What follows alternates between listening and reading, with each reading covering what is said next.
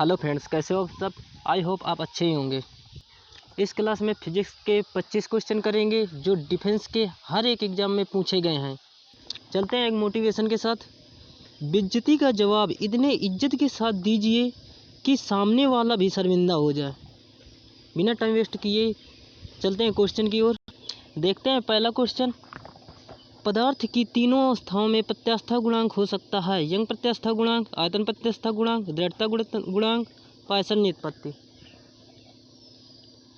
तो तीनों अवस्थाओं में प्रत्यास्था गुणांक पाया जाता है, वो है आयतन प्रत्यास्था गुणांक। इस क्वेश्चन का राइट आंसर हो जाएगा ऑप्शन नंबर बी। अगला क्वेश्चन है, एक टोरॉइड में फेरों की संख्या n तथा प्रवाहित धारा I है। चुंबकीय क्षेत्र है μ0 n I, μ0 n² I, μ0 I/n, none of these, इनमें से कोई नहीं।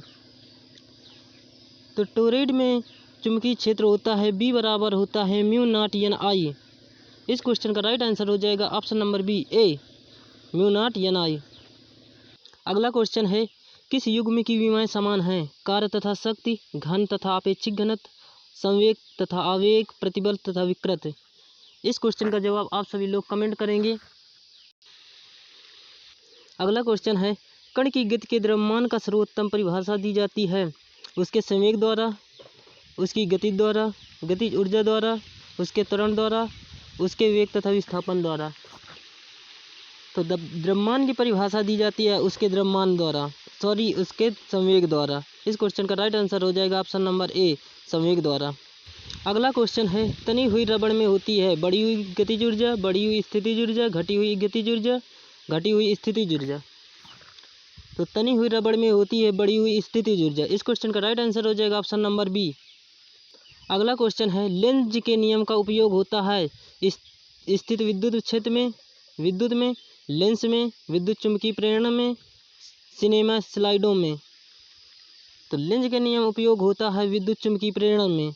लेंज का नियम किस पर संरक्षण होता है, तो एनर्जी लॉ में संरक्षण रहता है, ऊर्जा नियम में आधारित होता है। अगला क्वेश्चन है, सरल लोलक का आवर्तकाल पृथ्वी के केंद्र पर होगा। शून्य अनंत, शून्य एवं अनंत के बीच, इनमें से कोई नहीं। तो आवर्तकाल का सूत्र होता है T बराबर 2π√L/g। यदि केंद्र पर g का मान 0 होगा तो टाइम पीरियड अनंत हो जाएगा। इस क्वेश्चन का राइट आंसर हो जाएगा ऑप्शन नंबर बी, अनंत। अगला क्वेश्चन है, जब अर्धचालक को गर्म करते हैं तो उसका प्रतिरोध घटता है, बढ़ता है, अपरिवर्तित रहता है, कुछ निश्चित नहीं है। यदि अर्धचालक को गर्म करेंगे तो उसका प्रतिरोध घटेगा, ताप बढ़ाएंगे तो प्रतिरोध घटेगा। अगला क्वेश्चन है, एक छोटा काल्पनिक प्रतिबिंब समतल दर्पण, अवतल दर्पण, उत्तल दर्पण, परवलयिक दर्पण है। तो छोटा काल्पनिक प्रतिबिंब के लिए उत्तल दर्पण होता है। इस क्वेश्चन का राइट आंसर हो जाएगा ऑप्शन नंबर सी। अगला क्वेश्चन है, द्विध्रुवी को अच्छी और निरक्षी स्थितियों में क्षेत्रों का अनुपात होगा 1:1, 2:1, 4:1। उपरोक्त में से कोई नहीं। तो अच्छी और निरक्षी स्थितियों में विद्युत क्षेत्रों का अनुपात होता है 2:1। यदि इसी को उल्टा पूछ लिया जाए, निरक्षी और अच्छी स्थितियों में विद्युत क्षेत्र का अनुपात हो जाएगा तो वो हो जाएगा 1:2। इस क्वेश्चन को दोनों स्थितियों में पूछा जाता है, इसलिए ध्यान से देख लेना और अच्छे से क्लियर कर लेना। अगला क्वेश्चन है, किसी चालक गोले के अंदर विभव केंद्र की सतह की ओर बढ़ता है, केंद्र की सतह की ओर घटता है, केंद्र की सतह की ओर नियत रहता है, सभी जगह शून्य रहता है। तो गोले के अंदर विभव हर जगह नियत रहता है। तो इस क्वेश्चन का राइट आंसर हो जाएगा ऑप्शन नंबर सी, केंद्र की सतह की ओर नियत रहता है। अगला क्वेश्चन है, अल्फा कण पर आवेश है 4.8 × 10⁻19 कूलम, 1.6 × 10⁻19 कूलम, 3.2 × 10⁻19 कूलम, 6.4 × 10⁻19 कूलम। तो अल्फा कण पर आवेश होता है 2 इलेक्ट्रॉन के बराबर। तो इलेक्ट्रॉन पर आवेश होता है 1.6 × 10⁻19 कूलम। तो 2 का गुणा कर देंगे तो इस क्वेश्चन का राइट आंसर हो जाएगा ऑप्शन नंबर सी, 3.2 × 10⁻19 कूलम। अगला क्वेश्चन है, किसी वस्तु पर न्यूनतम आवेश हो सकता है 1 कूलम, 1 स्थैतिक कूलम, 1.6 × 10⁻19 कूलम, 3.2 × 10⁻19 कूलम। तो न्यूनतम आवेश न्यूनतम आवेश होता है 1.6 × 10⁻⁻19 कूलम। इस क्वेश्चन का राइट आंसर हो जाएगा ऑप्शन नंबर सी। अगला क्वेश्चन है, निम्न में से कौन सी राशि पथ पर निर्भर नहीं करती है? ताप, ऊर्जा, कार्य, उपरोक्त में से कोई नहीं। पथ पर जो निर्भर नहीं करती वो ताप पथ पर निर्भर नहीं करता। इस क्वेश्चन का राइट आंसर हो जाएगा ऑप्शन नंबर ए, टेम्परेचर। अगला क्वेश्चन है, तारों के टिमटिमाने का कारण है विवर्तन, परावर्तन, अपवर्तन, प्रकीर्णन। तो तारे के टिमटिमाने का कारण है अपवर्तन। इस क्वेश्चन का राइट आंसर हो जाएगा ऑप्शन नंबर सी। अगला क्वेश्चन है, एक्स किरणें हैं इलेक्ट्रॉनों का समूह, धनावेशित कणों का समूह, विद्युत चुम्बकीय विकिरण का समूह, ऋणावेशित कणों का समूह। तो एक्स किरणें हैं विद्युत चुम्बकीय विकिरण के कारण एक्स किरणें होती हैं। इस क्वेश्चन का राइट आंसर हो जाएगा ऑप्शन नंबर सी। अगला क्वेश्चन, हाइपरमेट्रोपिया है निकट दृष्टि दोष, दूरदृष्टि दोष, बुढ़ापे के कारण ठीक से दिखाई न देना, इनमें से कोई नहीं। तो हाइपरमेट्रोपिया है वो है दूरदृष्टि दोष। तो दूरदृष्टि दोष के कारण किस लेंस का उपयोग करते हैं? तो दूरदृष्टि दोष को दूर करने के लिए उत्तल लेंस का प्रयोग करते हैं।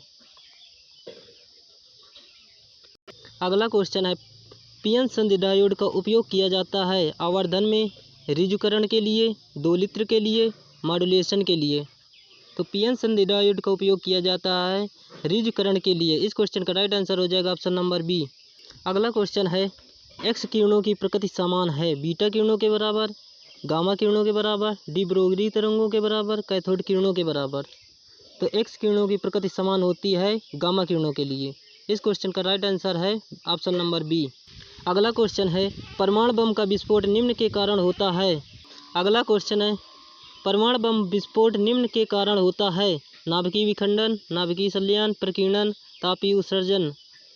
तो परमाणु बम विस्फोट के कारण होता है वो है नाभिकीय विखंडन। यदि हाइड्रोजन बम विस्फोट पूछ लिया जाए तो हाइड्रोजन बम विस्फोट के लिए नाभिकीय संलयन होता है।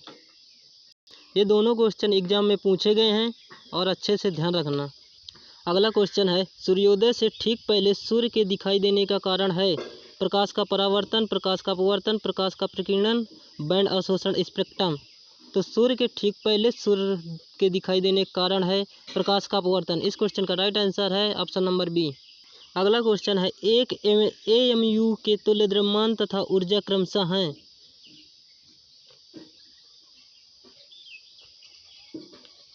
एक एएमयू बराबर होता है 1.67 × 10⁻⁻27 किलोग्राम और इसकी ऊर्जा होती है 930 मेगा इलेक्ट्रॉन वोल्ट। अगला क्वेश्चन है, अप्रगामी तरंगों में ऊर्जा एक समान रूप से वितरित होती है। निस्पंदों पर ऊर्जा न्यूनतम एवं प्रस्पंदों पर अधिकतम होती है। निस्पंदों पर ऊर्जा अधिकतम एवं प्रस्पंदों पर न्यूनतम होती है। निस्पंदों एवं प्रस्पंदों पर एकांतर क्रम से ऊर्जा अधिकतम व न्यूनतम होती है। तो इस क्वेश्चन का राइट आंसर हो जाएगा ऑप्शन नंबर बी, निस्पंदों पर ऊर्जा न्यूनतम एवं प्रस्पंदों पर ऊर्जा अधिकतम होती है। यदि क्लास आपको अच्छी लगी हो तो लाइक और शेयर और सब्सक्राइब करना ना भूलना। धन्यवाद। चैनल को सब्सक्राइब जरूर कर लेना।